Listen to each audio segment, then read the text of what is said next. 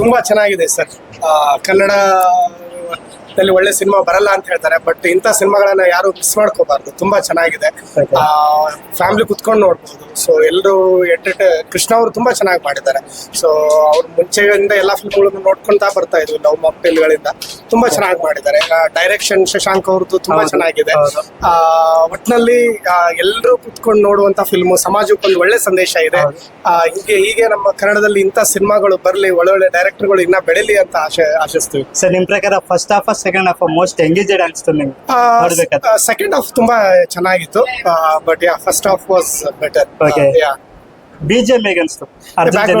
ತುಂಬಾ ಚೆನ್ನಾಗಿದೆ. ಫುಲ್ ಒಂದ್ 2 ನಿಮಿಷಕ್ಕೂ ಡಿಫ್ರೆಂಟ್ ಹೌದು, ತುಂಬಾ ಚೆನ್ನಾಗಿದೆ, ತುಂಬಾ ಚೆನ್ನಾಗಿ ಮಾಡಿದ್ದಾರೆ. ಹಾಗೆ ಉತ್ತರ ಕರ್ನಾಟಕದ ಬಾಳು ಬೆಳಗಿಂದ ಅವ್ರದ್ದು ಚೆನ್ನಾಗಿ ಬಂದಿದೆ. ಅಂಡ್ ಕೊನೆಯಲ್ಲಿ ಸ್ಪೆಷಲ್ ಎಂಟ್ರೆನ್ಸ್ ಅಲ್ಲಿ ಉತ್ತರ ಕರ್ನಾಟಕದ ನವೀನ್ ಅವರು ಬಂದಿದ್ದಾರೆ.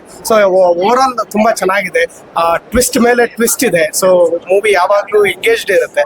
ಸೊ ಯಾವಾಗ್ಲೂ 1 ನಿಮಿಷನೂ ಬೋರ್ ಆಗೋದಿಲ್ಲ. ಸೊ ತುಂಬಾ ಚೆನ್ನಾಗಿದೆ. ಔಟ್ ಆಫ್ 10 ಎಷ್ಟು ಕೊಡ್ತೀರಾ? ಸೊ ಔಟ್ ಆಫ್ 10 ಸರ್ ನಾನು 9.5 ಕೊಡ್ತೀನಿ ಸರ್. Okay sir, 9.5. ಸೊ ತುಂಬಾ ಚೆನ್ನಾಗಿ ಮಾಡಿದ್ದಾರೆ.